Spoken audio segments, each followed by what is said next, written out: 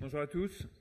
C'est un plaisir d'être ici pour cette session basée sur les discussions autour des enjeux, autour de la recherche sur le VIH et les hépatites. J'ai le plaisir de co-animer cette session avec Karine Lacombe. Nous allons avoir deux orateurs qui vont donc présenter leur topo. L'idée est de grouper la discussion après, au moment de la table ronde, où nous rejoindra l'un de nos amis du TRT5 sur la discussion autour de nous. Donc, vous le savez, il y a un certain nombre d'enjeux qui sont actuellement loin d'être résolus et c'est tout l'intérêt d'avoir des discussions avec d'autres champs disciplinaires qui peuvent apporter des réponses.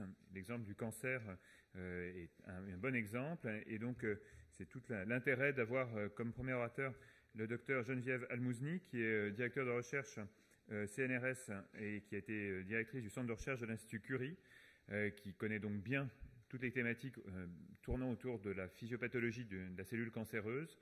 Et on est un certain nombre à être intéressés par ces parallèles entre cancer et persistance du VIH. Il y a un certain nombre d'éléments de comparaison, que ce soit dans les mécanismes de la cellule latente, que ce soit dans les moyens d'essayer d'agir sur le... Elle a reçu de nombreux prix d'excellence et elle est également impliquée dans de nombreuses instances nationales et internationales.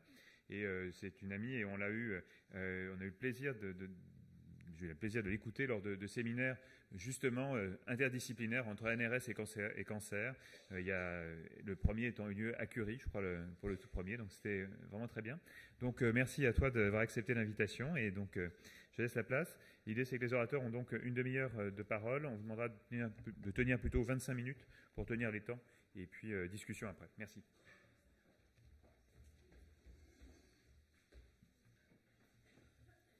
Alors, tout d'abord, un très grand merci à l'ANRS, à cette audience d'être présente pour m'entendre et cette ouverture vers d'autres champs. Je trouve ça extrêmement intéressant. Et c'est vrai que nous avions eu cette première rencontre à l'Institut Curie il y a maintenant 2-3 ans. Et ça a été pour moi un moment que j'avais trouvé extrêmement riche de constater à quel point les approches transverses pouvaient être constructives et nous permettre de regarder un peu différemment chacun nos propres sujets. Donc, ce que je voudrais faire avec vous, c'est vous parler de Lifetime. Lifetime, je vais vous en dire quelques mots très vite, pour vous montrer comment cette initiative peut donner des pistes d'intérêt à la fois pour le VIH, les hépatites, le cancer et l'immunologie. Alors, qu'est-ce que c'est que Lifetime ? Lifetime, c'est un consortium européen, une initiative multidisciplinaire qui vise, avec une grande ambition, à améliorer la capacité de traiter les gens en essayant de comprendre et en ciblant les cellules pendant la maladie. Alors, qu'est-ce que ça signifie ? Il y a une dimension temps qui me semble importante à souligner et je vais revenir là-dessus dans ma présentation. Alors, tout d'abord, qu'est-ce que c'est que Lifetime ? Donc, c'est un consortium important. Il y a plus de 120 scientifiques. Vous voyez sur la diapositive le nombre d'institutions au niveau européen qui sont impliquées. Il y a plus de 70 industriels dans différents domaines qui se sont aussi engagés. C'est coordonné par le Max Delbrück à Berlin et l'Institut Curie à Paris. Et je voudrais souligner le fort engagement au niveau de la France avec le CNRS qui est partenaire. En Allemagne, c'est le Helmholtz et des associés comme l'Institut Pasteur, l'INSERM et de nombreuses universités. Donc, qu'est-ce qu'il s'agit de faire ? D'abord, pourquoi ce type d'approche ? Il s'agit d'essayer de prendre en compte des problèmes de santé ici au niveau européen qui concernent le vieillissement de la population. On voit effectivement du XXe siècle jusqu'à aujourd'hui l'âge moyen de projeter pour les gens qui va en augmentant pour aller jusque vers presque 87 ans en 2060. Donc cette espérance de vie grandissante nous amène aussi à des problématiques de maladies chroniques qui deviennent de plus en plus importantes, une invalidité d'un sixième des personnes, 77% des maladies en Europe et des pertes de capacité de travail. En quoi cela nous affecte? Évidemment, il s'agit de se rendre compte que vivre longtemps, c'est bien, mais c'est mieux si c'est en bonne santé. Et donc, c'est là où la problématique de la considération des maladies chroniques avec leur persistance au cours du temps, qui ne peuvent pas être prévenues par des vaccinations, ne peuvent pas être soignées, sont des sujets importants. Donc j'ai listé ici les types de maladies chroniques auxquelles on peut penser pour beaucoup d'entre elles, les maladies auto-immunes, le cancer, les maladies cardiovasculaires, métaboliques, neurodégénératives, et j'ai ajouté, parce que nous allons revenir là-dessus, les hépatites, le HIV et les maladies chroniques infectieuses, puisqu'il y a cette dimension chronique qui apparaît. Et quand on regarde tout pays confondu, cette importance des maladies chroniques est significative, même si en Afrique où c'est prévalent également, le maximum reste quand même les maladies contagieuses. Mais on voit que c'est une évolution importante. Et donc, pourquoi est-ce qu'on est face à ce challenge? Quelles sont les limitations? Pourquoi on n'a pas pu faire mieux par rapport à ça? Donc, en fait, on en est près de 20 ans après le séquençage du génome entier et on n'est toujours pas en mesure de prédire qui va avoir quelle maladie quand, que ce soit le cancer ou Alzheimer ou d'autres maladies de type démence. On est en général aussi incapable de prédire comment un patient va répondre à un traitement spécifique. On fait des diagnostics souvent de manière tardive, ce qui induit des interventions plus lourdes et moins efficaces. Et en plus, on ne sait pas bien quelle est l'étendue de certains processus de développement des maladies au cours du temps. Et en fait, cet aspect des choses est lié pour une grande part à la limitation de notre connaissance des types cellulaires et des mécanismes cellulaires qui sont sous-jacents à ces maladies. Donc l'idée générale, c'est d'essayer de passer de ce qu'on a pu apprendre au niveau du génome pour combler ce fossé, pour aller vers le phénotype au niveau des cellules. Et donc le point aujourd'hui, c'est que très souvent on en est là, on observe des symptômes et à ce moment-là on essaye de traiter et on est dans des situations de souffrance et de difficulté. L'idée de pouvoir intercepter plus précocement la maladie ou comprendre comment elle peut évoluer pour prévenir ces évolutions est un élément très important dans lequel cette compréhension au niveau cellulaire devient critique. Et au niveau cellulaire, c'est aller de l'ADN jusqu'à l'organisation de cet ADN dans le noyau, dans les cellules et comment les cellules entre elles communiquent également. Donc, ceci m'amène à rappeler des éléments de base qui sont la théorie cellulaire. Elle a commencé avec l'invention du microscope et la capacité d'observer des cellules en détail, Robert Hooke en 1667. Le deuxième axiome, c'était de montrer que c'était des petites unités qui composaient tous les organismes. Le troisième axiome, c'est Rudolf Karl Virchow, qui a été vraiment quelqu'un de très important pour la théorie de la cellule. Chaque cellule dérive d'une autre cellule, et pour mettre en avant le fait que tous les changements des cellules normales qui allaient vers la pathologie étaient importants. Donc c'était un peu un précurseur de la NAPAT. Et aujourd'hui, on en est à mieux comprendre la diversité cellulaire, la plasticité des cellules dans le temps et dans l'espace. Et donc c'est cette idée de lifetime au niveau cellulaire, qui est une vision intégrée qui va incorporer la connectivité des cellules entre elles et leur environnement et comment les cellules lisent notre génome. Donc, le Lifetime repose sur 3 grands piliers avec la mission de cartographier, comprendre et cibler des cellules pour les traiter pendant la maladie chez les patients, des technologies de pointe à développer et à adapter pour les utiliser de manière combinée afin de pouvoir les appliquer aux patients et dans le domaine de la clinique, avec l'objectif ultime de permettre d'avancer à la fois la capacité des diagnostics précoces, l'interception et les traitements pour une grande variété de maladies. Donc les technologies en question, ce sont des approches à l'échelle de la cellule individuelle, du type multi-omique et imagerie avancée, des approches qui utilisent l'intelligence artificielle et le machine learning pour pouvoir faire bien utiliser en fait l'ensemble des informations générées et d'utiliser aussi des systèmes modèles personnalisés pour les maladies. Donc, 3 grands objectifs: détection précoce, interception et précision, avec le patient au cœur de ces questions. Alors, pourquoi ces nouvelles technologies? Parce qu'en effet, on peut voir que l'émergence en 2018, mise en avant de ces approches à l'échelle cellule individuelle, sont sorties comme étant des avancées majeures.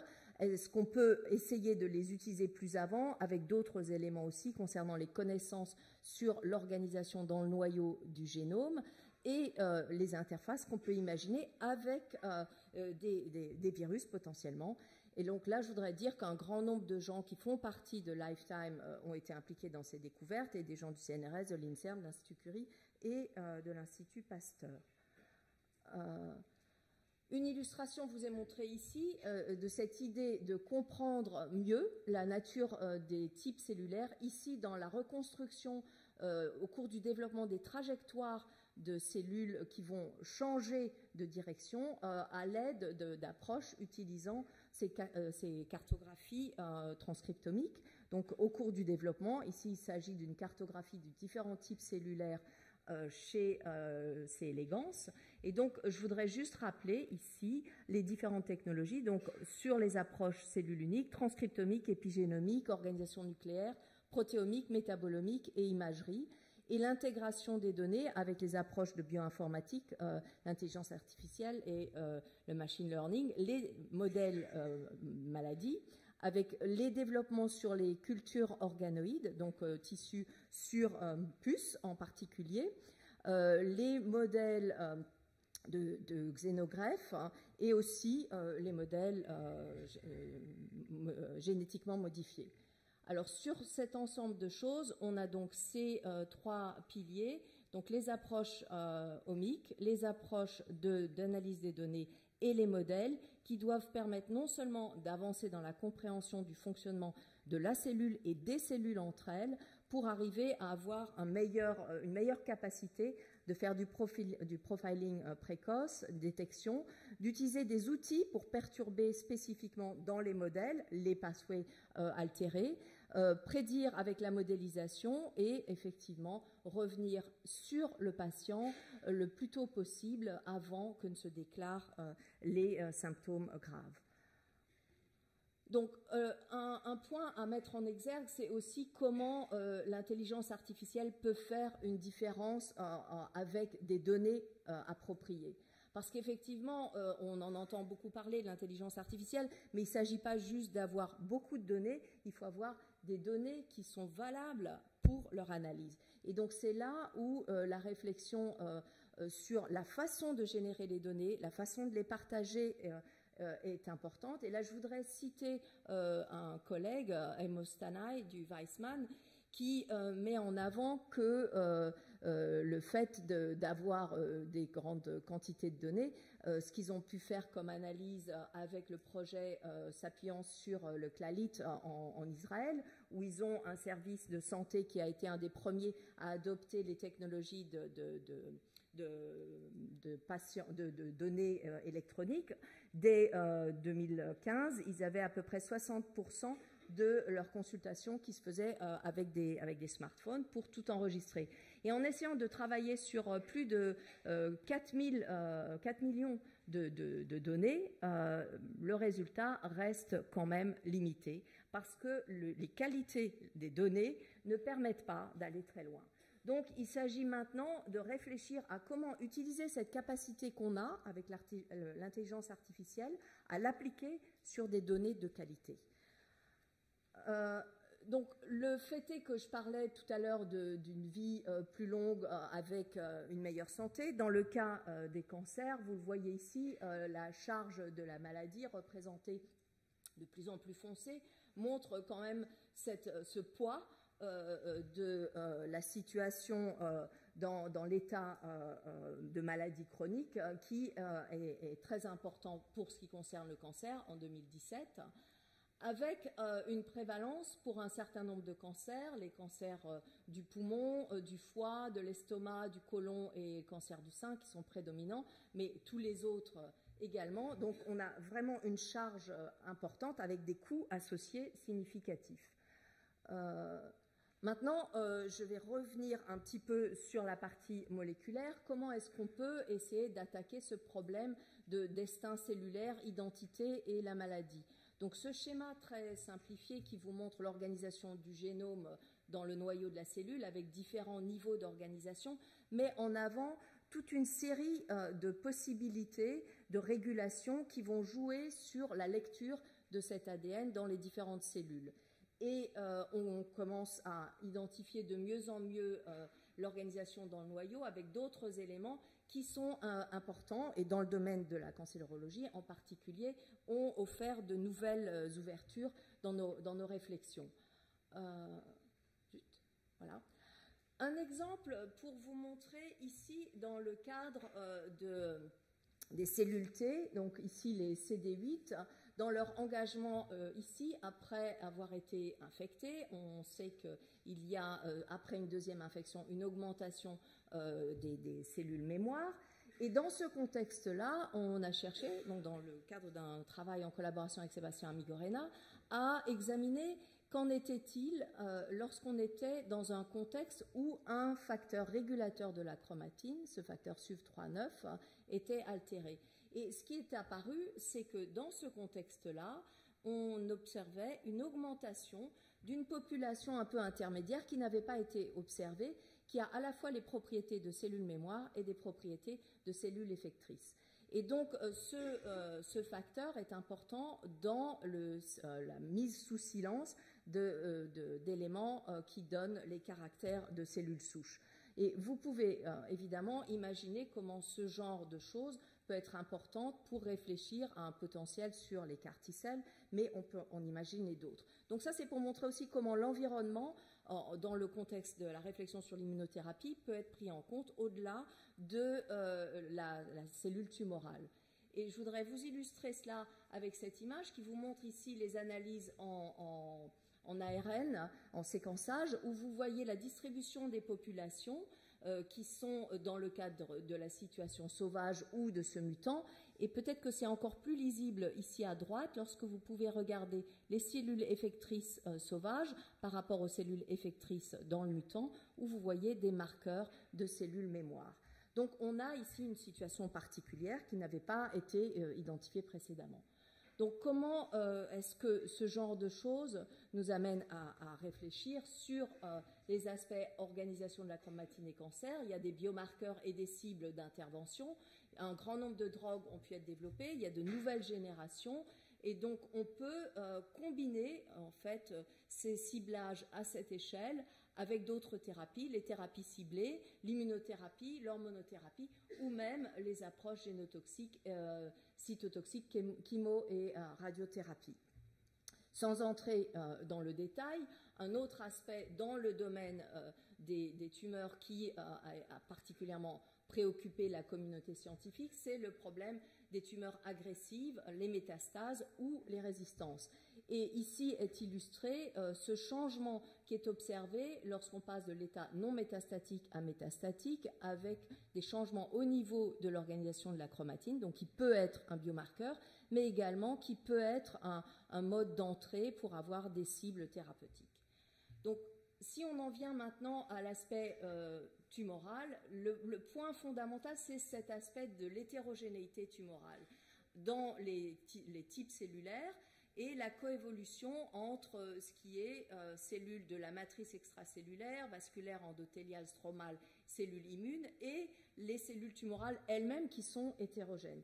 Donc cette complexité, on peut arriver maintenant à la décrypter grâce à des approches cellules uniques. Vous voyez ici dans le cadre de glioblastomes des populations qui peuvent être distinguées avec ce type d'approche. Ici, dans une approche pour essayer de chercher les tumeurs, enfin au niveau de l'origine de la tumeur, des cellules qui pouvaient présenter des propriétés qu'on trouve dans les cellules résistantes, on les identifie déjà avant même leur résistance dans le groupe qui est répondant.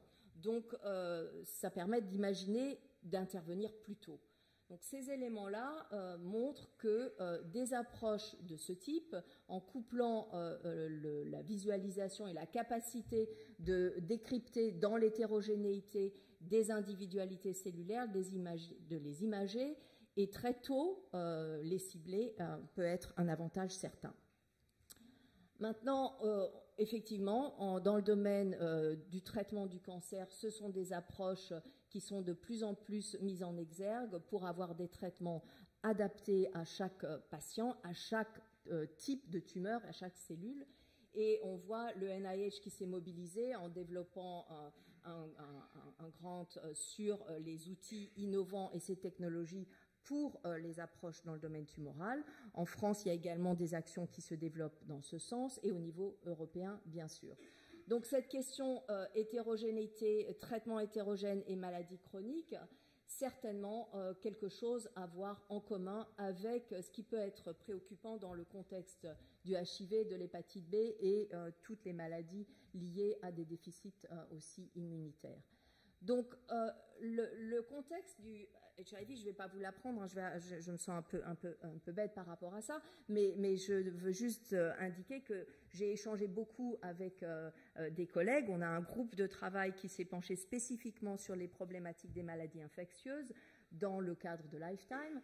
Et pour eux, un aspect vraiment fondamental, c'était de réaliser que certes, les traitements jusqu'à présent, en tout cas depuis 1996, ont permis de changer ce qui était un diagnostic fatal en une maladie qu'on peut gérer de façon chronique, mais si on arrête, il y a réémergence du virus.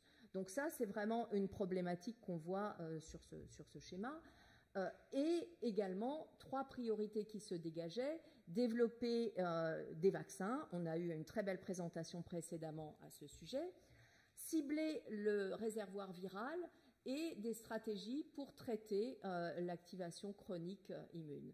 Donc les outils majeurs dans le domaine sont effectivement la disponibilité de cellules et d'échantillons disponibles, des cohortes extrêmement bien annotées avec les efforts faits par la NRS en particulier, et des modèles précliniques qui sont disponibles. Alors le réservoir, pourquoi ? Je voulais juste revenir là-dessus. L'idée du réservoir, c'est un groupe de cellules qui vont être compétentes pour la réplication du virus et responsables de ce rebond du virus quand on arrête le traitement. Mais en fait, sur cette qualification de ce qu'est le réservoir, il y a eu un grand débat qui continue.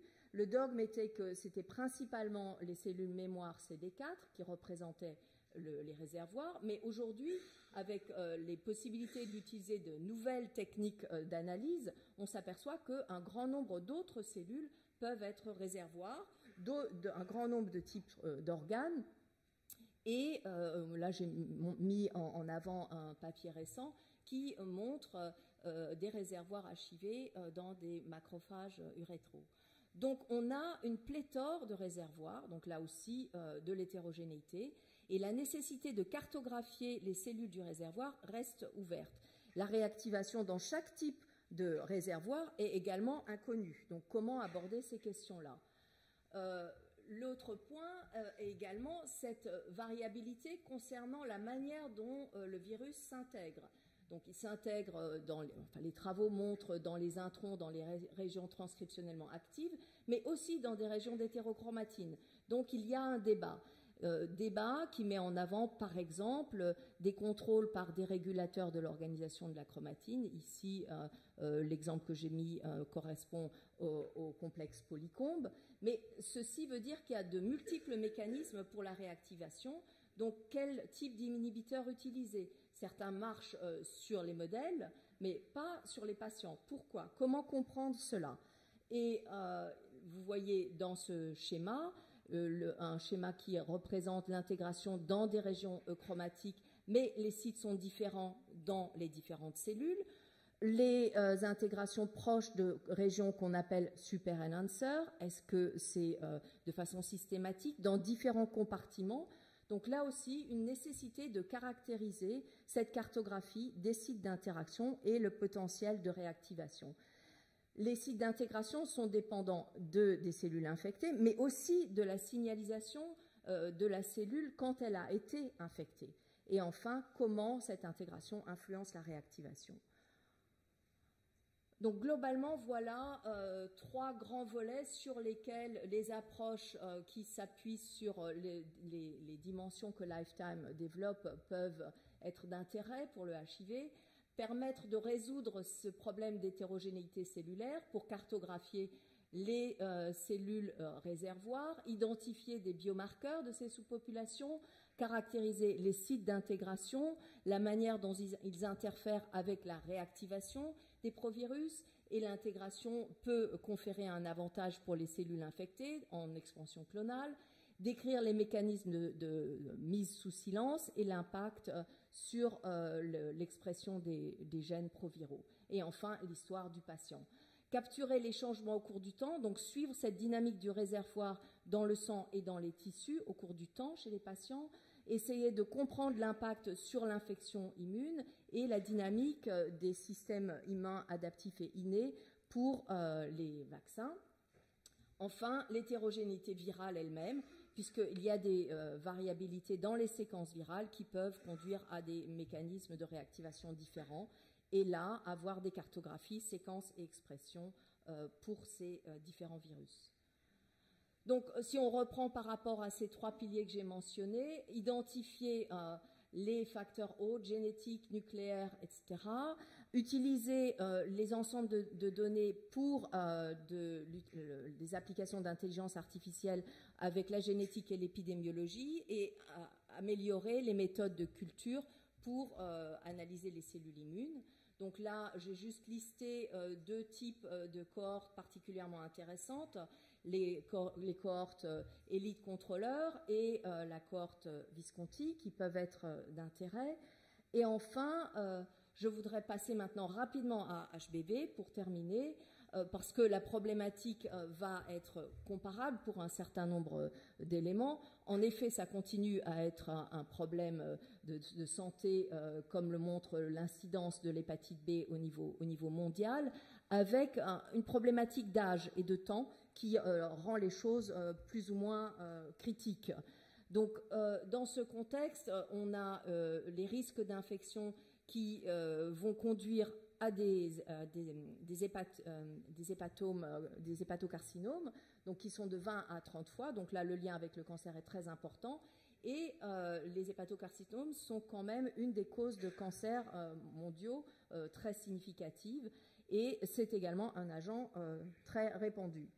Donc, dans le contexte du schéma que j'ai présenté de façon rapide ici, la même question se pose pour les thérapies pour le HBV, avec ici une partie d'intermédiaires réfractaires au niveau virus, qui sont ces cccDNA, donc l'ADN qui est retrouvé de manière épisomale, qui reste persistant comme réservoir, et l'hétérogénéité phénotypique avec les sites d'intégration, là aussi, qui varient, mais de manière différente de la situation concernant le HIV. Donc là, comment le HBV peut réorganiser le noyau de la cellule et son expression, et quel est le lien avec la transformation cellulaire. Donc là, il y a aussi des outils intéressants. Il y a des systèmes de culture organoïde de foie qui peuvent permettre de faire des manipulations, et de nouvelles données génétiques et épidémiologiques. Donc je voudrais en terminer là en disant effectivement, sur des sujets comme cela, est-ce qu'on est prêt? Comment travailler ensemble, partager les outils, les plateformes et les connaissances pour aller plus loin? C'est un peu l'idée qu'on voudrait pousser. Je voudrais vous remercier, vous, pour votre attention, mais aussi tous les partenaires et associés de Lifetime, l'équipe de management, Dorte, et en particulier Inès, qui m'a aidé pour cette présentation, et aussi le groupe de travail sur les maladies infectieuses, avec Monsef Benkiran, qui a donné pas mal de conseils pour cette présentation, mais également André van der Ven, Jan van Luzen, Mihail Netea, Evangelos Giamarelos Borboulis, Emmanuel Saliba, Jörg Vogel et Marianne de Jones. Et enfin, mon co-chair, Nicolas Rajewski, à Berlin, avec nos collègues, et tout le monde, parce que c'est un effort pour la communauté scientifique et tout input des uns et des autres sera vivement apprécié. Merci.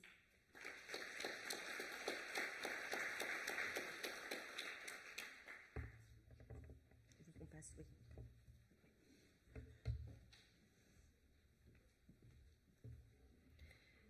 Merci beaucoup. Donc, comme vous a dit Olivier tout à l'heure, je vous propose de garder vos questions et puis on répondra à vos questions à l'occasion de la table ronde.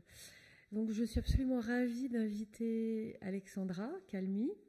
Donc, Alexandra est spécialiste de médecine interne et de maladies infectieuses. Elle est professeure associée dans l'unité VIH-Sida de l'hôpital universitaire de Genève.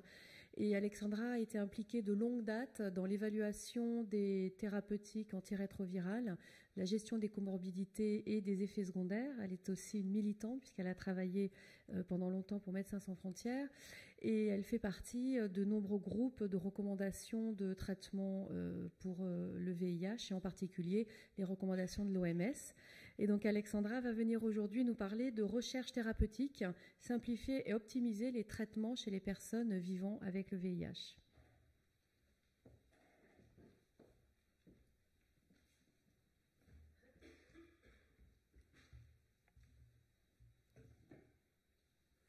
Merci beaucoup. Merci Karine pour cette sympathique introduction. Donc j'avais préparé une présentation de 30 minutes, mais comme j'ai entendu que c'était 25, je vais essayer de parler vite, mais je suis un peu suisse quand même, donc ça me stresse. Non, ne t'inquiète pas, tu as tes 30 minutes, on a 30 minutes de table ronde, donc ça ira. D'accord, parce que je n'ai pas l'habitude de parler beaucoup plus vite, mais je vais essayer quand même.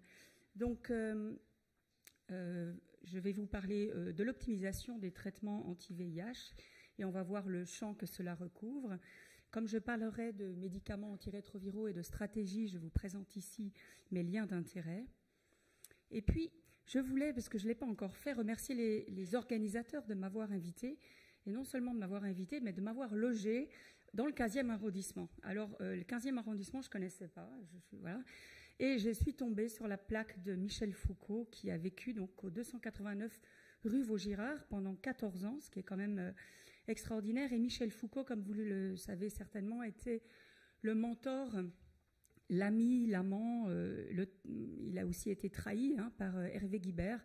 Hervé Guibert, qui est un écrivain que j'apprécie énormément, qui a été aussi à la base de l'engagement que j'ai eu ensuite dans le VIH, et qui a écrit ce livre magnifique sur le protocole compassionnel.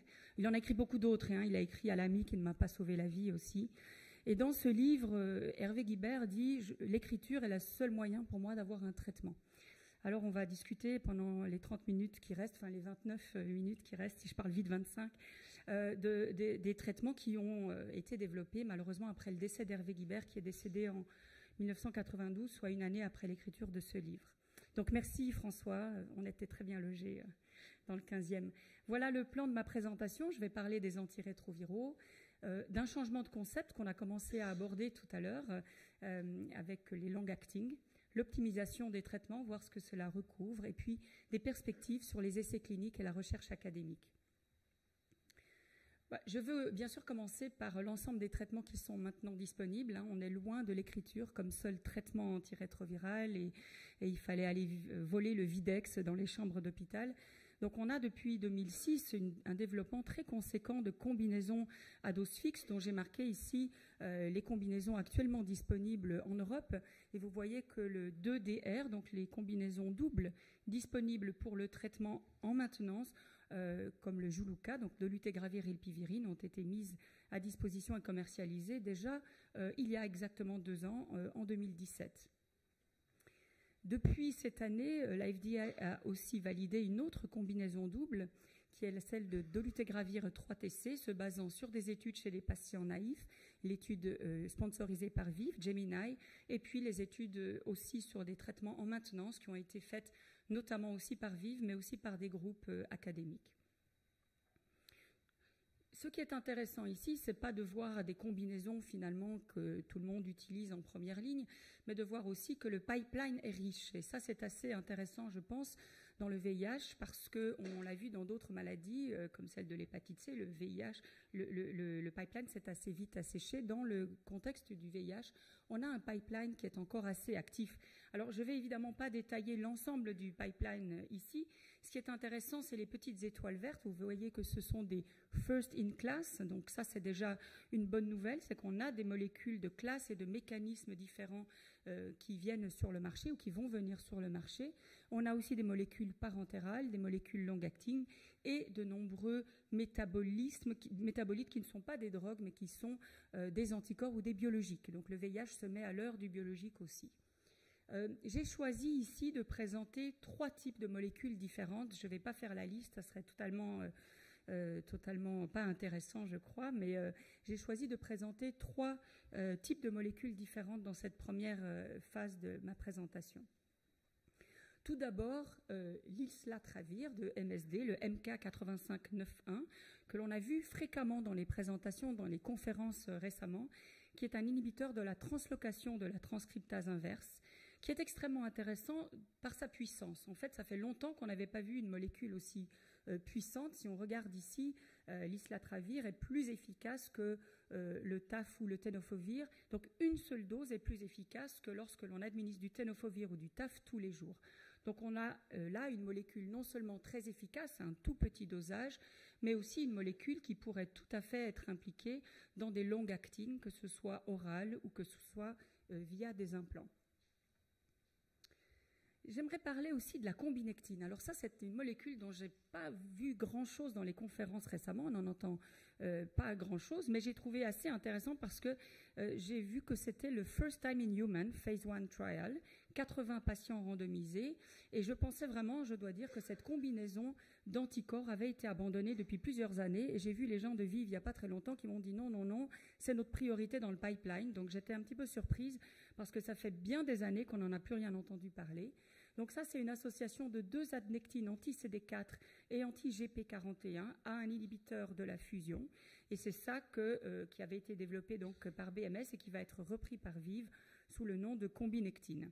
Donc on n'en entend encore pas grand-chose, mais comme c'est un premier essai chez l'humain, je pense que ça vaut la peine de le connaître et de le suivre. Enfin, je suis désolée de parler des anticorps à large spectre devant Francis Barin qui donne les meilleures présentations que je connaisse là-dessus. Je pense quand même que c'est important d'en parler. Pourquoi ? Parce que les anticorps largement neutralisants sont maintenant quasiment dans toutes les étapes des stratégies antirétrovirales, si l'on peut dire, des stratégies de prévention et de traitement. On va y revenir. Donc, ils sont capables, par définition, de neutraliser un grand nombre de souches, y compris des sous-types différents. Ils ciblent des antigènes spécifiques de la membrane externe de la glycoprotéine 120. Ils doivent être administrés par voie intraveineuse ou sous-cutanée.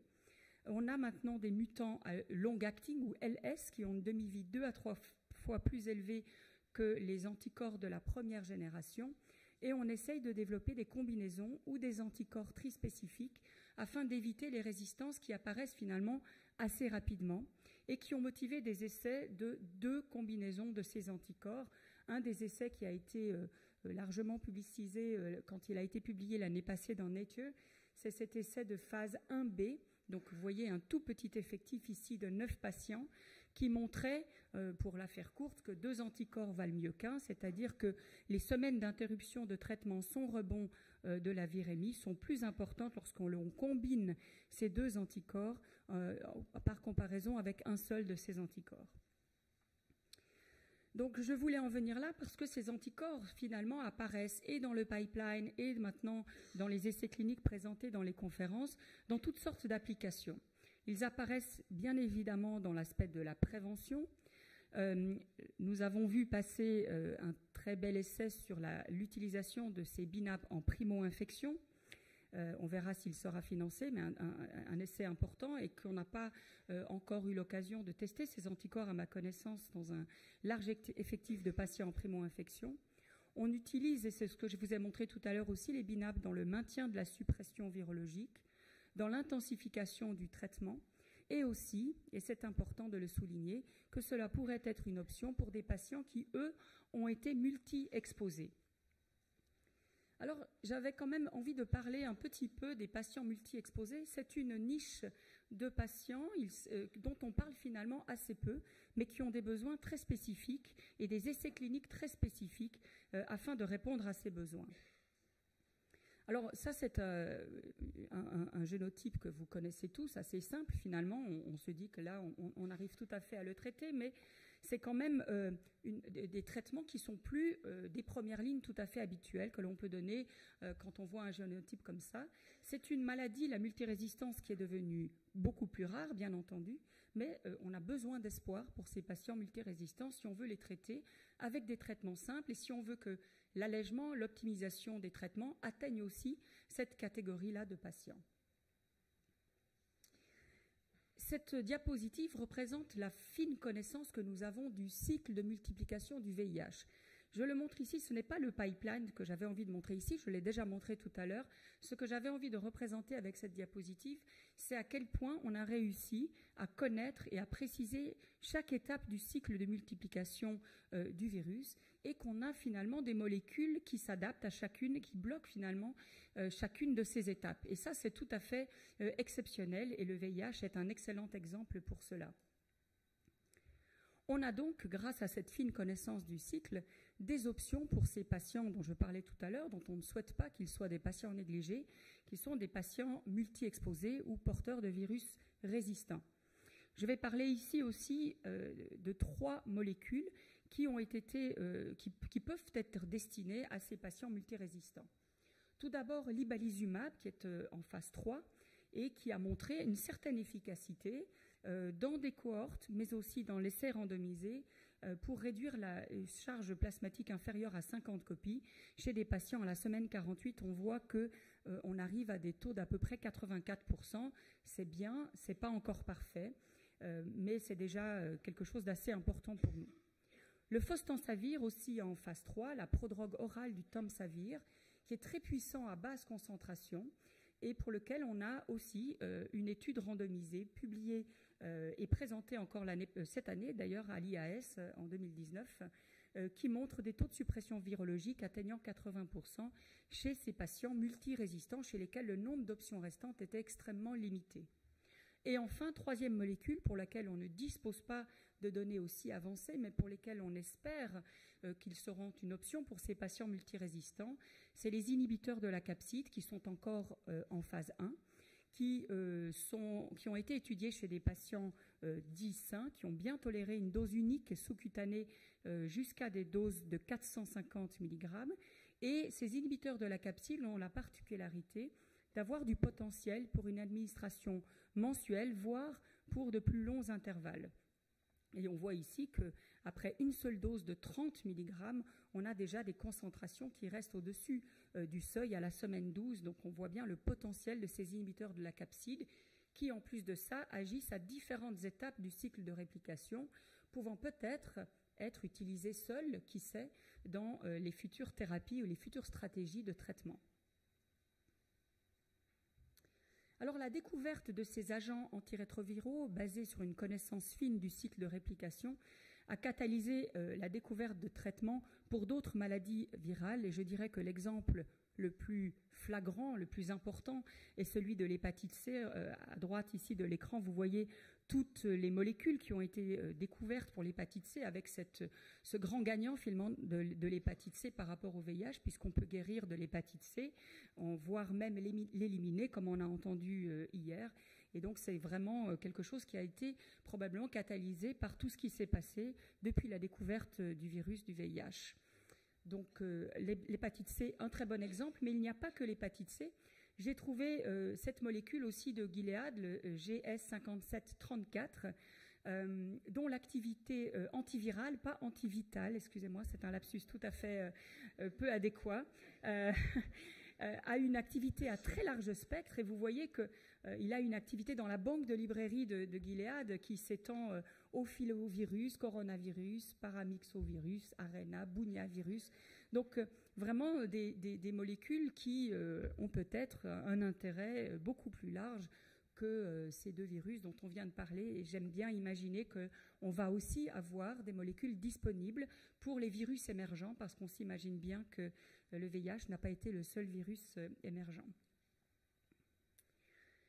Alors parlons maintenant du changement de concept qui a été apporté par les molécules long-acting.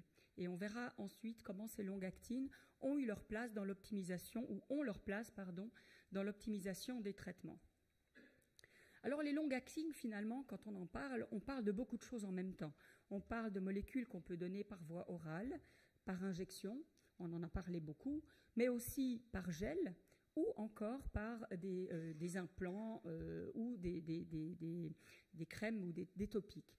Donc on voit bien qu'on a de nombreux types de long-acting qui sont à notre disposition, que je vous ai montré tout à l'heure dans le pipeline. Alors, qu'est-ce que c'est vraiment un long-acting? Parce que finalement, on en parle souvent sans avoir une définition. C'est un peu comme le 90-90-90, le 90-90-90 dont parlait tout à l'heure Virginie. On n'a pas toujours de définition tout à fait précise de ce long-acting. Alors, intuitivement, on peut se dire, oui, ça dure longtemps, mais c'est quoi longtemps? Alors, le longtemps pour oral, on a tendance à dire maintenant que le longtemps et le long-acting pour une molécule orale, c'est quelque chose qu'on doit donner au maximum une fois par semaine. Pour les injections parentérales, IM ou sous-cutanées, on dit d'un long-acting qui doit au moins respecter une fréquence d'administration de 1 mois. Et pour les implants ou bien autres devices, on considère qu'un long-acting doit pouvoir durer au minimum 6 mois. Donc on voit bien que tout cela dépend bien entendu de la puissance de la molécule, mais aussi de sa clearance, et que l'on a un certain nombre de choix quand on parle de long-acting. Il n'y a pas qu'un seul long-acting. Alors la recherche sur les long-acting est très populaire. On est évidemment tous séduits, et on en a entendu tout à l'heure parler également, par l'espacement des dosages, par le fait qu'on peut avoir une dose déjà du principe actif diminué, par exemple lorsqu'on utilise des nanoformulations. On a la possibilité d'une dot, de donner directement la molécule devant notre patient. On pourrait imaginer qu'avec les nanoformulations, on a même une pénétration tissulaire qui est améliorée. Et puis, on a une meilleure intimité de prise, si j'ose dire, qui éviterait peut-être le stigma. Mais on ne peut pas dire qu'il n'y a pas de désavantage au long-acting. Notamment, tout d'abord, le volume des doses à injecter, pour l'instant, est encore assez important. Et il faut dire que les patients, par rapport aux soins différenciés dont parlait l'orateur précédemment ce matin, ce n'est pas simple d'imaginer que les patients vont surcharger les cliniques pour venir une fois par mois dans la clinique avoir leur injection. Et qu'est-ce qui se passe si ces personnes qui ne viennent pas à la clinique, qu'est-ce qu'on va en faire et comment est-ce qu'on va rattraper ces visites manquées? On peut pour l'instant dire aussi qu'on a encore des effets secondaires sur des réactions locales, que la charge des soignants augmente, la fréquentation, comme je l'ai dit, des centres de soins également, et qu'on n'a pas de chelation possible si, par exemple, quelqu'un tolère mal cette molécule ou doit, par exemple, avoir un traitement antituberculeux qui est initié durant ces injections de long-acting. Donc on voit qu'il y a encore beaucoup de recherches à faire sur la façon d'implémenter et d'utiliser dans la vraie vie ces molécules. La capacité novatrice de ces technologies a été bien démontrée dans beaucoup d'autres domaines de la médecine. L'ostéoporose, on en parle peu, mais enfin, on prend maintenant des biphosphonates, voire même une fois par année, le zoledronate peut être donné à des patients pour lutter contre l'ostéoporose. Pour la schizophrénie, on connaît bien aussi les injections trimestrielles des neuroleptiques. Et puis pour la contraception, ça c'est le plus évident, évidemment, les contraceptions long-acting sont beaucoup plus efficaces que la prise de pilules. Toutes les femmes le savent et je crois que c'est très important de faire le lien entre ce qu'on va avoir peut-être pour la prévention du VIH, la PrEP, qui pourrait être par exemple mélangée, si j'ose dire, c'est pas le bon mot, avec des moyens contraceptifs pour les femmes qui le souhaitent. La variété des dispositifs long-acting, je l'ai dit tout à l'heure, est multiple. On voit qu'elle va de l'anneau vaginal à des patchs, et ça c'est vraiment très intéressant d'imaginer des patchs, des implants, des injections comme je l'ai dit. Et puis on a entendu parler il y a quelques années, 2-3 ans, de cet anneau gastrique, gastro-résistant qui permettrait de relarguer finalement les molécules de façon retardée. Je crois que ça c'est pas encore tout à fait au point, mais évidemment l'avantage c'est qu'on peut mettre 5 ou 6 molécules dans un de ces anneaux gastriques, et donc là on voit tout l'intérêt de ces nouvelles voies d'administration. Alors, les long-acting, il marche. Les études vives poulées de Flair et Atlas, qui prenaient en compte et des patients naïfs et des patients déjà avec une virologie supprimée, montrent des taux de suppression virologique tout à fait acceptables dans le contexte de 93 ou 94% sous cabotegravir et rilpivirine à longue durée d'action. Les patients sont la plupart du temps très intéressés par ces traitements. Je trouve que c'est des scores un petit peu poutiniens, hein, very interested, presque tout le monde, pas du tout intéressé, presque personne. Alors évidemment, ce sont des patients qui ont été inclus dans les essais cliniques, donc on peut imaginer qu'il y a un petit biais dans l'inclusion de ces patients, mais enfin on fait confiance que malgré tout, la plupart de ces patients sont plutôt contents. Ce qui est frappant, c'est une petite parenthèse, les femmes beaucoup plus contentes que les hommes. Quand ces données ont été présentées par Romina Kersia à l'EACS il y a 2 semaines, tout le monde a dit c'est parce que les femmes supportent mieux la douleur que les hommes, mais je vais vous laisser conclure vous-même. Donc ça doit faire très mal. Qui et comment on va étudier l'implémentation de ces long-acting? Et là, je crois qu'il y a vraiment un enjeu majeur de la recherche académique. On a souvent des études cliniques très insuffisantes. Les 2 présentateurs de ce matin l'ont largement souligné. Il y a encore beaucoup de populations sous-représentées dans les essais cliniques. Et l'apport de la recherche académique doit faire en sorte que dans les long-acting, on ne perde pas le train et on parte à l'heure pour implémenter ces molécules. Il faudra aussi prendre en compte les patients qui n'ont pas d'autres options, ces fameux patients MDR, et puis les patients qui sont fatigués des comprimés oraux. Alors certes, il y a peut-être les enfants ou les adolescents, mais il y a tout un tas d'autres participants ou personnes qui vivent avec le VIH qui ont de la peine à prendre ces molécules par voie orale pour une période très allongée. Les déterminants du traitement idéal, on le voit, sont multiples et ne dépendent pas que du bon vouloir de la molécule elle-même, voire des médecins qui les administrent. J'aime bien cette étude parce que ça montre que finalement l'intersection entre ce que le médecin pense être un bon traitement et ce que le patient pense être un bon traitement, cette intersection, elle n'est pas très importante, mais on voit qu'en tout cas pour les patients, la voie d'administration, le nombre de pastilles, la façon dont c'est conditionné finalement, le coût pour aller chercher ces molécules, tout ça est très très important et n'apparaît pas dans ce que les médecins considèrent comme, enfin les soignants en général considèrent comme des déterminants de la prise du traitement. Je salue ici l'United qui a fait un appel à proposal pour ces long-acting et Marisol Touraine hier n'a pas mentionné le résultat de cet appel d'offres. Je crois que ce n'est pas encore sorti, mais enfin, je trouve que c'est très important que l'United se penche sur cette question. Alors quand on parle d'optimisation du traitement, évidemment les long-acting font partie de cette optimisation du traitement, mais pas que. Il y a beaucoup d'autres finalement façons de simplifier les traitements antirétroviraux, puis surtout de nombreux termes qui sont utilisés. C'est vraiment très difficile de faire une recherche compréhensive. On parle de simplification, de désescalade, d'individualisation, de personnalisation du traitement. Les termes sont vraiment très larges quand on parle d'optimisation. Pour l'instant, en tous les cas, l'objectif que tout le monde souhaite atteindre, c'est d'améliorer la qualité de vie des personnes qui prennent des traitements antirétroviraux.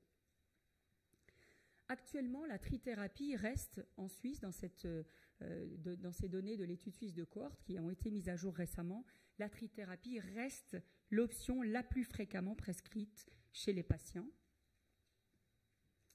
Et on a pourtant beaucoup de moyens de réduire l'intensité et la force des traitements que le donne, ou bien alors de simplifier.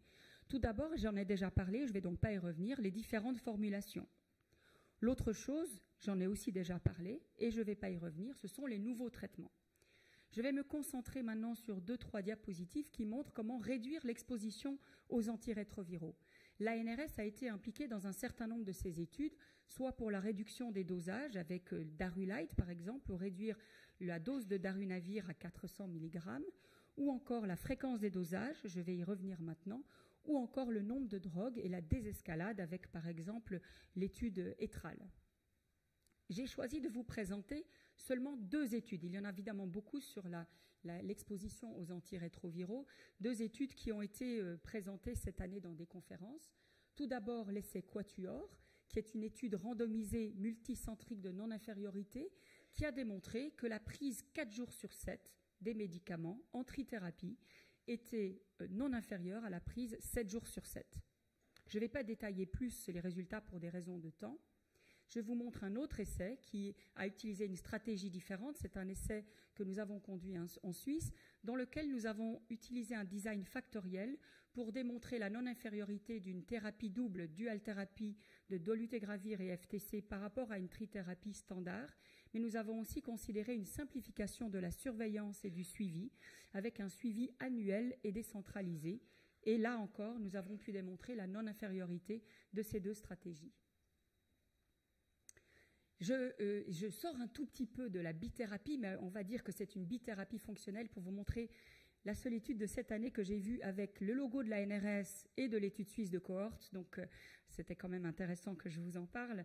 Et c'est une étude de cohorte que nous avons menée sur un grand nombre de patients pour savoir ou pour valider le fait que les patients en bithérapie fonctionnelle, porteurs d'une mutation M184V, avaient finalement un outcome virologique très bon malgré cette mutation 184V. Alors, je vais passer maintenant à un aspect qui me tient beaucoup à cœur, c'est la place de la recherche académique.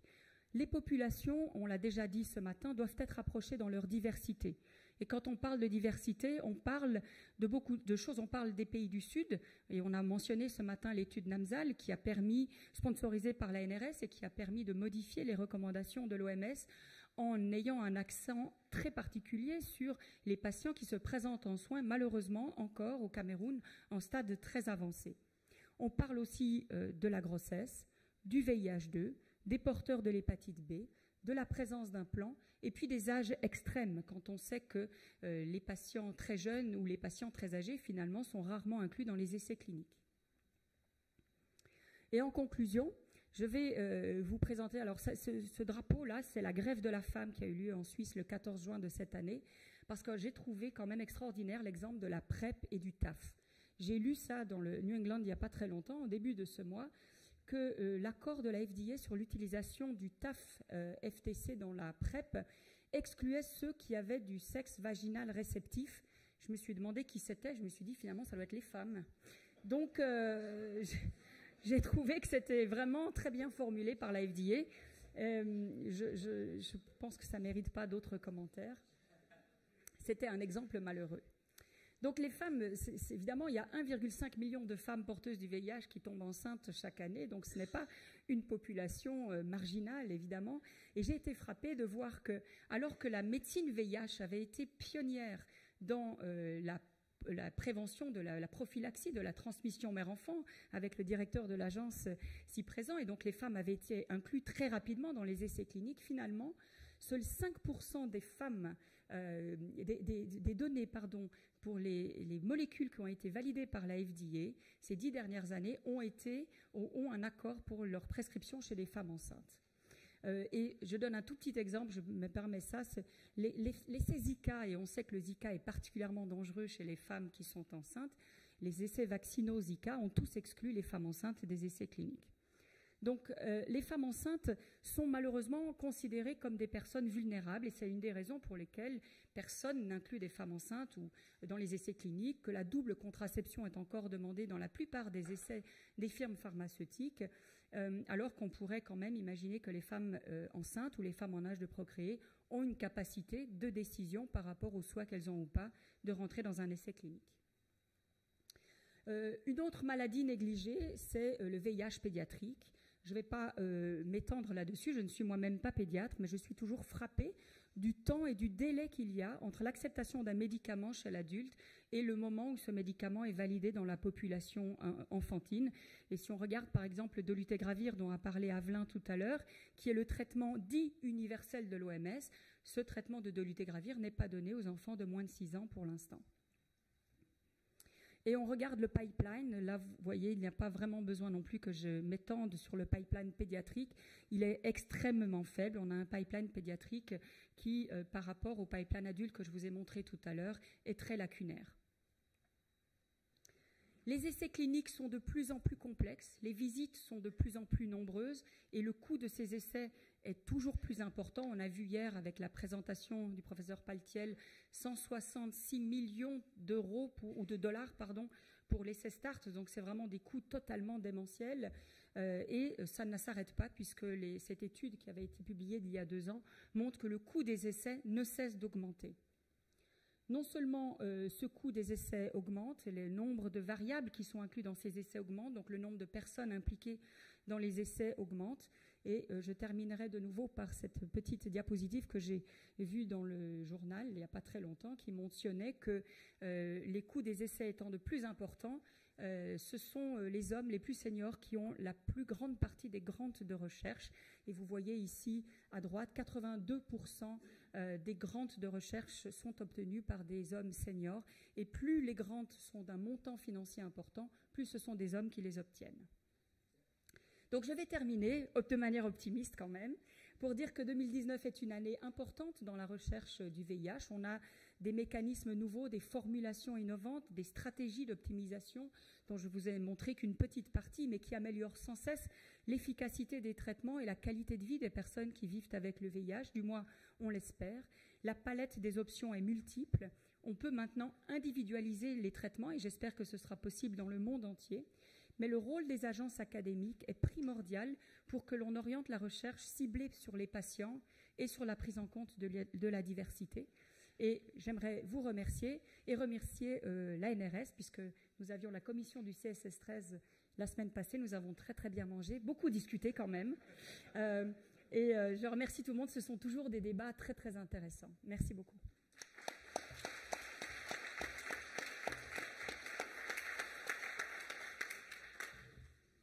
Merci beaucoup Alexandra, on va passer à la table ronde. J'appelle Lucas Vallet du TRT5 qui va nous rejoindre donc, pour cette table ronde.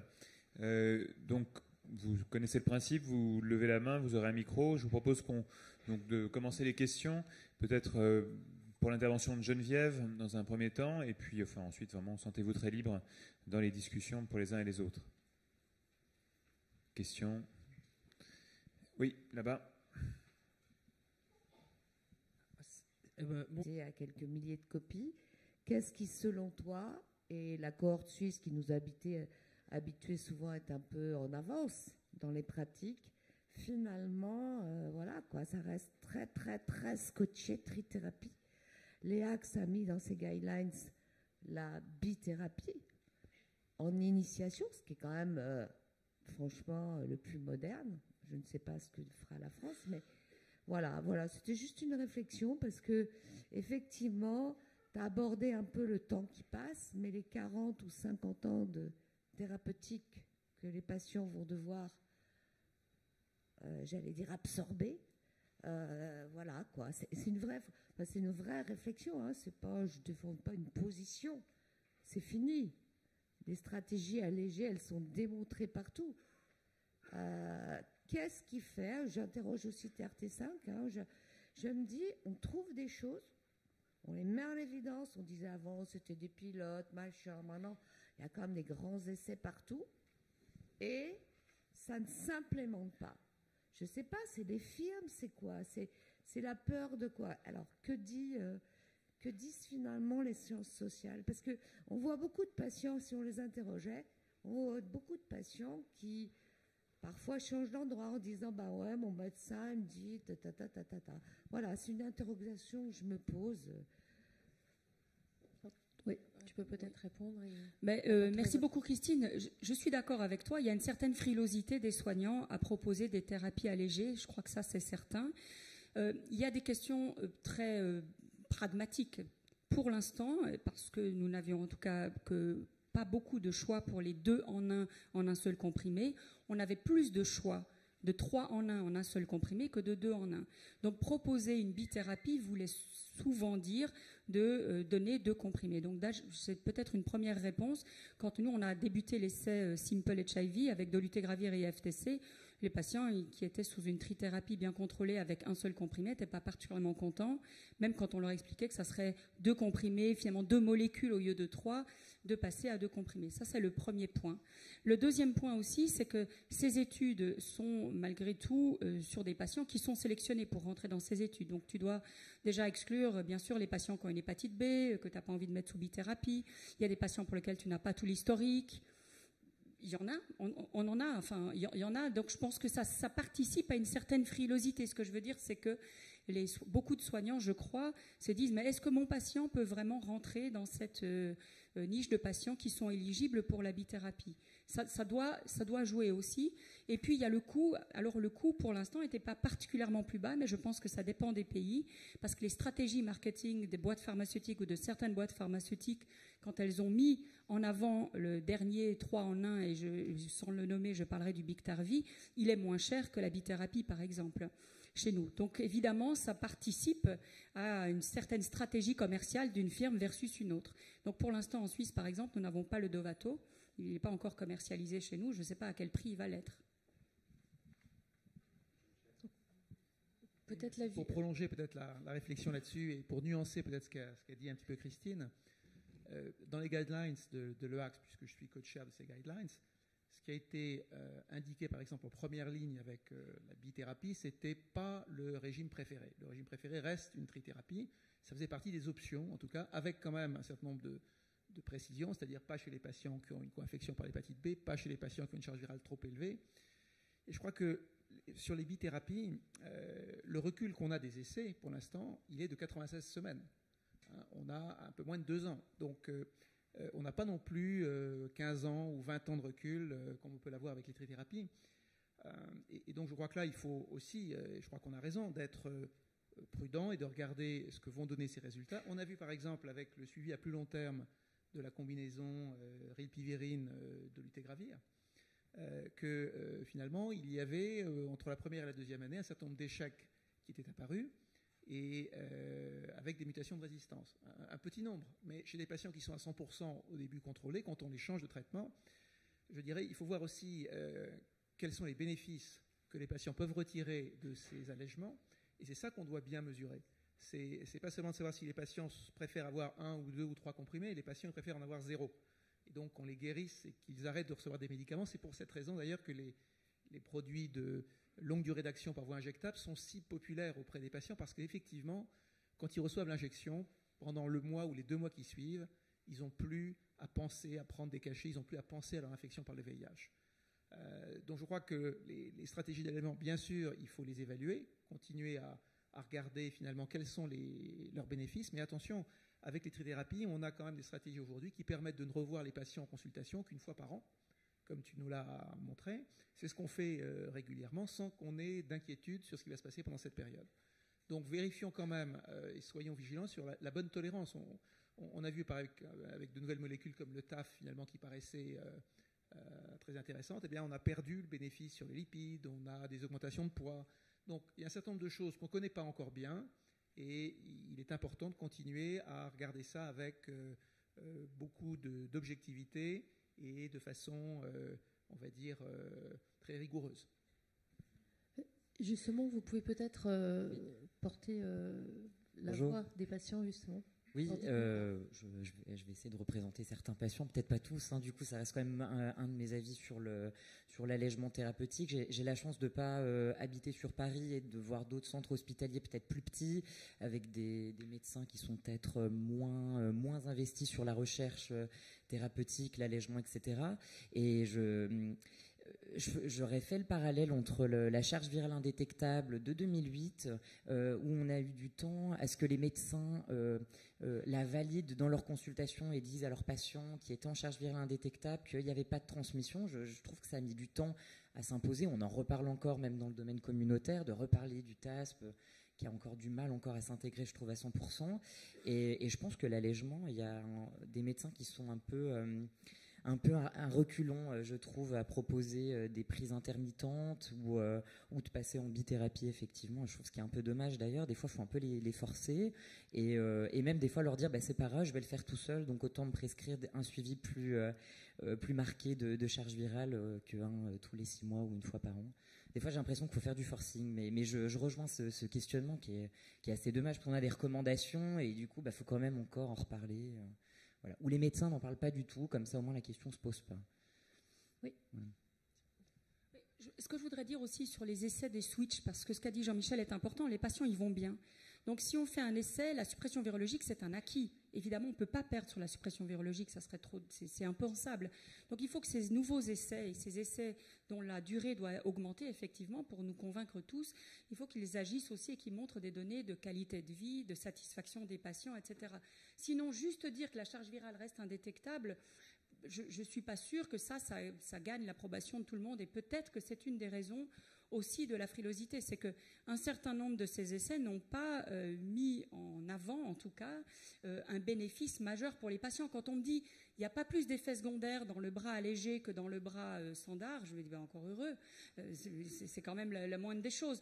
Donc c'est pas un bénéfice, ça. Il ne faut pas qu'il y ait autant, il faut pas qu'il y ait la même chose d'effets secondaires, il faut qu'il y en ait moins et que les gens soient plus heureux en thérapie allégée.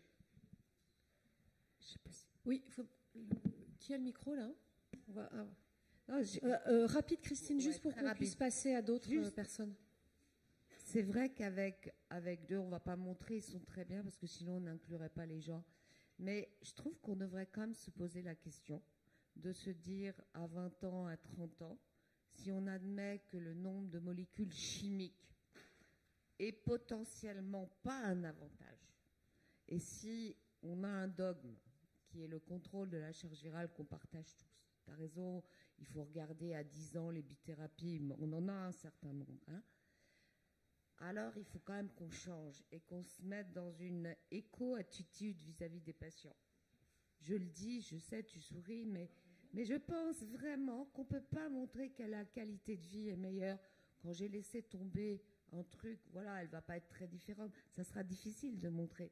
Mais se dire qu'on peut contrôler la charge virale, si on est tous d'accord en 2019 que c'est ça le seul dogme, alors avançons vers des stratégies un tout petit peu plus allégées. Et puis on n'est pas lié. Je veux dire, l'argument marketing que tu dis, voilà, ben, nous on a une expérience différente. Je pense que les gens ils peuvent prendre 2 petits comprimés. Tu as raison, ils en auront 2. Ils en auront un. Donc, ok, voilà. On va passer la parole à Avelin. Merci beaucoup. Merci Alexandra pour la magnifique présentation. J'aimerais revenir sur les long-acting dont tu as parlé et qui, je pense, nous intéresse beaucoup, en particulier dans le contexte du Sud. Je pense que l'approche long-acting représente peut-être un grand tournant qui peut aider à résoudre pas mal de problèmes. Je le dis avec beaucoup de points d'interrogation parce que tout simplement parce que en fait, le Sud, pour le moment, est encore très, très, très peu impliqué dedans. Juste de quelques discussions et informations qu'on a reçues des fabricants et des films là-dessus. Et pour le moment, les réponses, c'est pas vraiment la priorité d'envoyer ça au Sud parce qu'on n'est pas très sûr qu'il y aura un engagement des bailleurs à payer ou quelque chose comme ça. Mais j'aimerais surtout savoir, de ton point de vue, comment la recherche académique peut se positionner par rapport à cette stratégie de long-acting maintenant et pas demain. Parce que je pense qu'on ne doit pas refaire les mêmes erreurs, c'est-à-dire on évalue chez 7 patients au nord et ensuite on applique chez 2 millions de patients au sud. Mais il faut qu'on réfléchisse dans le développement de ces long-acting-là en commençant à impliquer le sud au moment du développement, pas après. Parce que ce n'est pas les mêmes long-acting qui fonctionneront au nord et au sud. Il faudra adapter au sud ce qui doit marcher au sud et garder au nord ce qui doit marcher au nord. Donc, je ne sais pas. Je pense que si on attend les films, on n'y arrivera pas. Il faut trouver d'autres moyens pour qu'on démarre la recherche là-dessus, pas l'application, mais la recherche là-dessus, et qu'on développe ça au niveau du Sud. Donc, je ne sais pas ce que tu en penses. Et peut-être, je voudrais élargir la discussion de ce que vient d'aborder Avelin, en ayant votre avis à tous les deux sur la façon dont on va implémenter les stratégies long-acting dans le quotidien des patients, au-delà des essais thérapeutiques qui sont très normés. Comment est-ce que dans les associations de patients, comment vous voyez arriver justement ces long-acting? C'est quand même pas la même façon de faire que de prendre des comprimés au quotidien. Non mais Avelin, tu as fait la question et la réponse. Parce que je suis parfaitement d'accord avec toi, bien sûr, je l'ai dit tout à l'heure, il ne faut pas louper le train. Je pense que c'est le rôle de la recherche académique. Il faut savoir comment ces long-acting vont être implémentés. Le professeur Poda a parlé de soins différenciés tout à l'heure. Pour quels patients ces long-acting vont être privilégiés? Comment est-ce qu'on va le faire? Qu'est-ce qu'on va faire avec la tuberculose chez ces patients-là? Toutes ces questions-là sont totalement non répondues. Est-ce qu'on va vraiment avoir toujours la possibilité de faire un oral lead, c'est-à-dire de commencer ces traitements par 1, 2 ou 3 mois de façon orale? Et je pense qu'on est au bon moment pour adresser ces questions aussi au Sud. Je n'ai pas encore vu passer de projets comme ça, mais on les attend. Je crois que c'est un appel. Voilà. Il faut le faire. Écrivez ces protocoles-là. Je pense que l'agence sera ravie de les financer parce que c'est vraiment des questions clés actuellement. Et tu as raison, Avelin, ce n'est pas les firmes qui vont le faire. Donc je partage juste ce point de vue-là. Merci. Oui, les long acting, du coup, on les attend, hein, forcément. Bien sûr, ça reste quand même une nouveauté, c'est intéressant.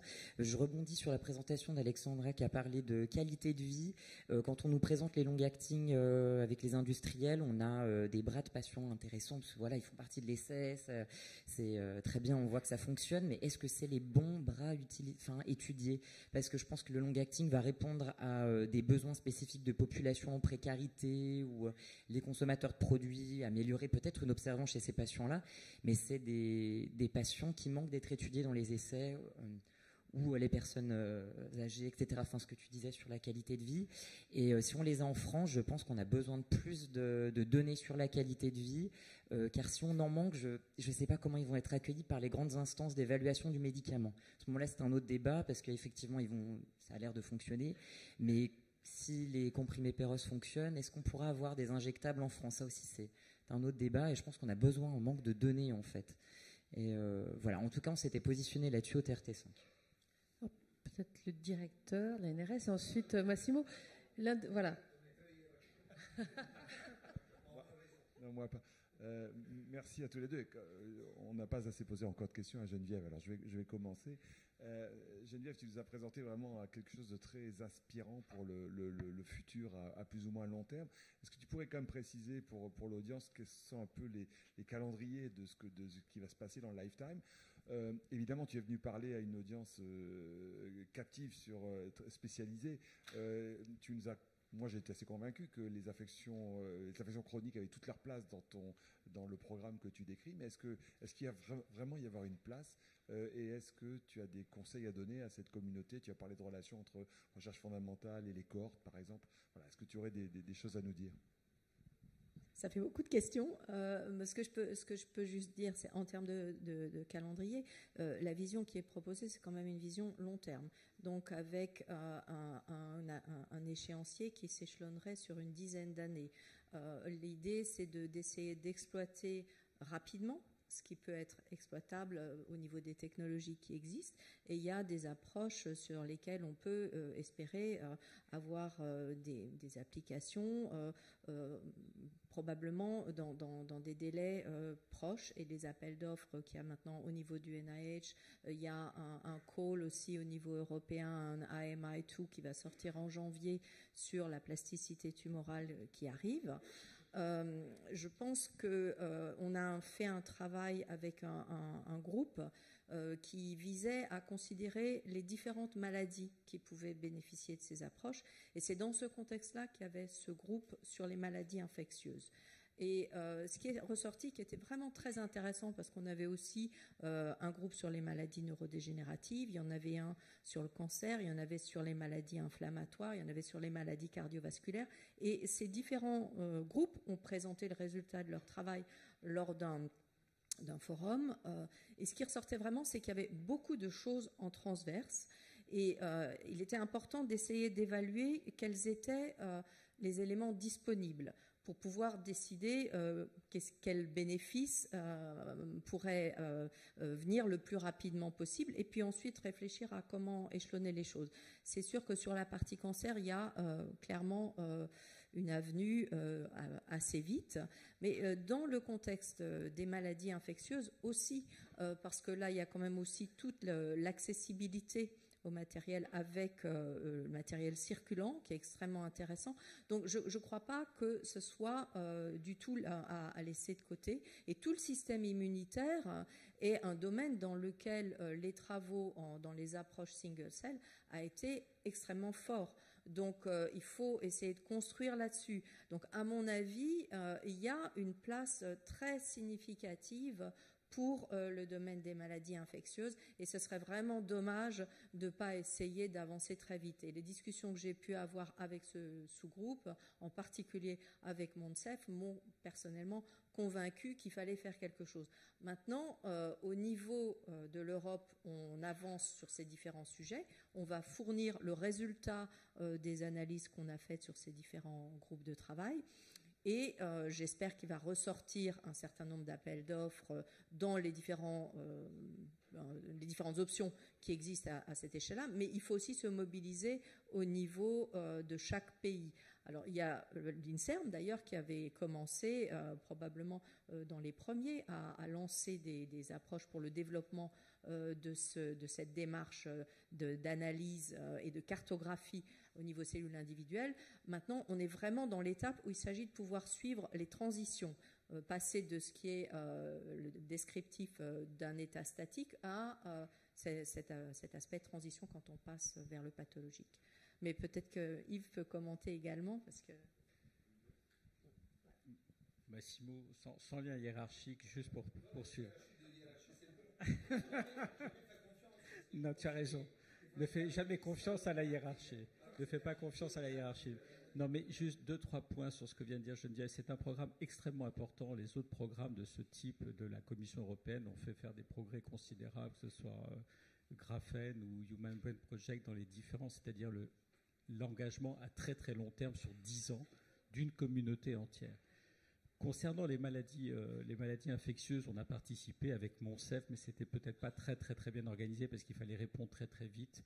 Je crois qu'il faut une réflexion approfondie et les deux cohortes sont évidemment extrêmement importantes. C'est le contrôle naturel de l'infection et les marqueurs des contrôles naturels dans l'infection. Il y a dans le domaine du vaccin, et c'est pour ça qu'il y avait un point sur le vaccin, aujourd'hui, les tests que nous avons pour prédire ou pas si la charge virale va rebondir sont des tests extraordinairement grossiers, c'est-à-dire que tous les vaccins induisent des réponses extrêmement fortes et tous les vaccins sont immunogéniques, mais la traduction en un contrôle n'est absolument pas évidemment associée. Et donc, la compréhension de ces mécanismes intimes du développement des réponses naturelles ou des réponses induites par les vaccins va être absolument fondamentale sur mieux comprendre par rapport aux tests que l'on fait, entre guillemets, de routine, même si on va sur des analyses single-cell, etc. Donc, je proposerais vraiment, et c'est ce que MONSEF aussi avait présenté lors du dernier séminaire à Curie, d'associer les cohortes que nous avons de sujets vaccinés et qui peuvent ou pas contrôler, et justement d'essayer de discriminer entre eux. Le troisième point, c'est que ce programme est très complémentaire et où de Human Cell Atlas, qui est un programme international, et où on va bénéficier entre les deux programmes. Ils n'ont pas ces aspects appliqués, et moi je remercie vraiment Geneviève et Rajewski d'avoir aussi ouvert à ces aspects appliqués, parce qu'autrement c'était une description et une avancée technologique, et on a la chance, avec le lien soins-recherche et les cohortes que nous avons, de vraiment pouvoir aider ce programme. Donc il faudrait que sur le groupe, sur l'infectiologie, que l'on revienne maintenant, parce qu'on a essayé de répondre très rapidement pour la demande européenne, mais très très précisément les 2-3 questions qu'on doit poser, qui sont bien ciblées dans la diapo de Geneviève, mais sur quoi on avance en priorité. Alors là, on peut laisser la parole à Massimo maintenant. Avant que je lui passe la parole, je vais poser une question à Alexandra, une très courte. Les questions économiques sur les long-acting, est-ce que c'est un enjeu qu'on doit faire en matière de recherche? Est-ce que ça peut être un enjeu pour l'utilisation de ces médicaments? On ne sait pas du tout aujourd'hui à quel coût ces médicaments vont se retrouver disponibles. Oui, alors sur les long-acting, c'est vrai, mais souvent on parle des long-acting que j'ai présentés, ceux sponsorisés fabriqués par Vive. Il existe d'autres long-acting dont les patentes sont par exemple à l'Université de Liverpool sur les nanoformulations. Et là, je pense que les partenaires académiques pour le développement de ces long-acting de nanoformulation permettent de réduire l'API, donc l'ingrédient actif, à des doses telles que ce long-acting va devenir coût-efficace. Je pense qu'ils ont répondu à l'appel d'offres de l'United, et c'est la raison pour laquelle l'United fait partie maintenant de ces acteurs globaux pour les long-acting. Et donc je vois vraiment une place, j'ai essayé de le dire peut-être pas, pour des agences académiques comme la NRS pour développer avec le patent pool et avec United ces long-acting qui ne sont pas tous forcément le cabotegravir et la rilpivirine de Vive. Je pense qu'il y a vraiment d'autres long-acting qui peuvent être développés.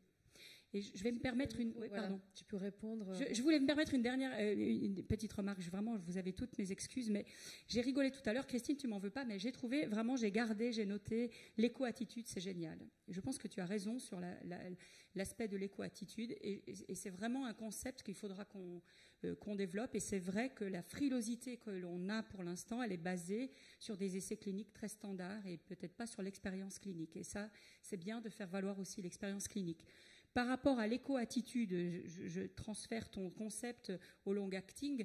Juste un petit point qui m'est venu à l'esprit quand vous discutiez tout à l'heure sur l'implémentation de ces long-acting. Un collègue d'MSF de Kailicha en Afrique du Sud m'a dit « mais c'est de la folie ce truc-là. Qu'est-ce qu'on va faire avec toutes ces seringues chaque mois qui vont débarquer? On n'a pas les moyens de gérer ces déchets. » Alors quand on parle d'éco-attitude, je pense que tout ça doit être pris en compte. Et les gens de Kailicha qui ont des files actives de 8000 patients me disent « c'est impossible pour nous d'implémenter ces long-acting. » Oui, c'était tout à fait le sens de la question que je vous posais, donc tu as vraiment apporté une bonne réponse. Et tu vas peut-être avoir le dernier mot. Tard, du coup. et comme ça, je laisse tomber. Non, tu as encore 2 minutes avec la réponse. Je voulais revenir à Geneviève Almouzi et à l'épigénétique. J'étais ravi d'avoir cette très belle présentation, Lifetime, l'épigénome, même s'il faut se rappeler que si on parle d'hépatite B, oui, c'est l'épigénome cellulaire, c'est important pour le cancer probablement, pour autre, mais c'est un micro-épigénome et tout change. Très peu représenté en termes de numérosité dans la cellule. Il y a toutes des choses très techniques qu'il faut adapter à ce scénario-là. Et là, il y a vraiment du travail à faire, pas dans 10 ans, mais il faut progresser, disons, tout de suite sur ça. Finalement, si on regarde l'intégration que vous avez citée aussi, pour l'hépatite B, il n'y a rien de comparable à VIH sur où s'est intégré le virus. On connaît très bien les effets de mutagénèse interstitionnelle éventuelle, mais on connaît très peu. On n'a rien style translocation et la micro-épigénomique autour des translocations. C'est la même chose quand il y a une intégration, on n'a rien. Là, c'est une autre chose. Mais ce n'est pas la cure. Pour la cure, c'est vraiment les mini-chromosomes et le résiduel, parce qu'on a vraiment la sensation que c'est une population hétérogène et on doit l'étudier. Mais là, de la grande vision à les choses simples. L'accessibilité pour le virus de l'hépatite B, pour le foie, il n'y a pas l'accessibilité, parce que depuis le Black Sunday en 2000, quand on a arrêté de faire des biopsies sur les cancers, après les recommandations ESL publiées en 2000, on a très peu d'échantillons. On n'a que les résections qui sont représentatives d'une sous-groupe de cancers. On a très peu de biopsies, on ne les fait pas. Là, maintenant, je pense que si on veut faire quelque chose d'actionnable, comme ça, je commence à demander l'argent directement à mon agence, en attendant que Lifetime puisse intervenir éventuellement, il faut que les cohortes, pour être actionnables dans une perspective de multi-omics, deviennent de nouveau des cohortes avec les échantillons. D'un côté, et là, de nouveau, la technique, on peut faire, c'est pas bon, on fait du fine needle, il faut adapter les techniques de génomique à le résultat d'un fine needle qui est très peu invasif, mais ça pose des questions de qualité de l'échantillon. De nouveau, c'est un travail technique. Alors les deux choses, les cohortes, le travail technique, c'est préalable de pouvoir vraiment implémenter quelque chose qui répond. Sinon, on peut faire les modèles animaux, qui c'est très intéressant, mais c'est autre chose. Mais je pense que c'est très important parce qu'il faut vraiment avoir à l'esprit comment on peut assurer d'avoir cette continuité qui va depuis l'approche qui va être de manipulation sur des systèmes modèles jusqu'à l'application pour un patient. Donc toutes ces étapes sont à prendre en considération. Et c'est vrai, Yves l'a mis en avant. C'est un sujet qui nous tient à cœur dans le contexte de Lifetime, d'essayer de balayer tous ces éléments. C'est vraiment pour ça qu'on a besoin de vraiment travailler dans la multidisciplinarité avec les personnes à tous les niveaux de l'échelle pour pouvoir définir du mieux possible ce genre de choses. Mais je voudrais dire quand même concernant l'hépatite et le côté épisomal que c'était quand même un modèle, curieusement, qui avait été beaucoup exploré concernant l'organisation du génome parce que c'était facile d'accéder à l'épisome versus le génome entier il y a très longtemps, et puis ça a été oublié. Donc, il faut peut-être, enfin, oubliez peut-être pas par tous, mais en tout cas, dans la communauté scientifique qui s'est intéressée aux problématiques de l'organisation du génome, ça a été laissé un petit peu de côté. Et je crois qu'il y a un retour à faire sur ces modèles-là pour avancer et qui vont en retour informer davantage sur la manière dont l'hôte se comporte. Donc il y a vraiment beaucoup à gagner sur des approches qui vont aller creuser plus loin dans ce domaine. Très bien. Non, je crois qu'on n'a vraiment plus le temps. Ah, une dernière question, on peut encore... Bon, eh ben, allez-y si vous pouvez apporter un micro.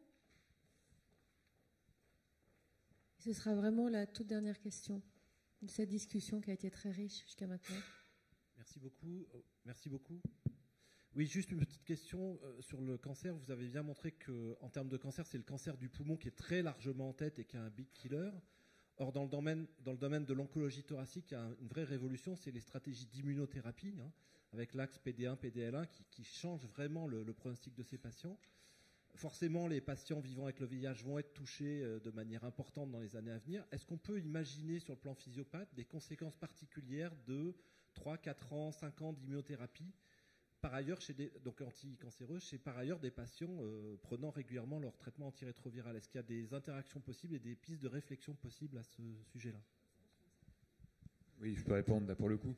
Donc, il y a une cohorte ANRS, tu sais, qui est engagée, qui est la cohorte Oncoviac, qui collige toutes les informations des patients vivant avec le VIH traités par immunothérapie anti-checkpoint. Il y a deux parties, une partie purement descriptive. Il n'y a pour l'instant aucun signal d'alerte particulier en termes de safety, c'est déjà une première chose. Et puis il y a une deuxième, un corps central qui est de l'étude de physiopathologie. Sur un plan strictement immunologique, oui, on devrait pouvoir s'attendre à voir des choses. Ensuite, le recul est clairement pas assez long et, comme tu le dis, actuellement en cancérologie, les patients les long-term survivors commencent à être vus, et il n'y en a pas beaucoup, traités par immunothérapie, donc des gens qui ont eu plusieurs années d'anti-checkpoint, et pour l'instant c'est trop court dans le cadre du VIH. La première des choses qui est importante, c'est que déjà ces patients peuvent être traités, doivent pas être exclus des études, et qu'on devrait avoir des réponses là-dessus à long terme. Mais logiquement, oui, on devrait voir quelque chose sur le VIH. On va terminer là la discussion. Je pense que merci à tous, merci aux orateurs, ça a été très intéressant, merci aux membres du panel.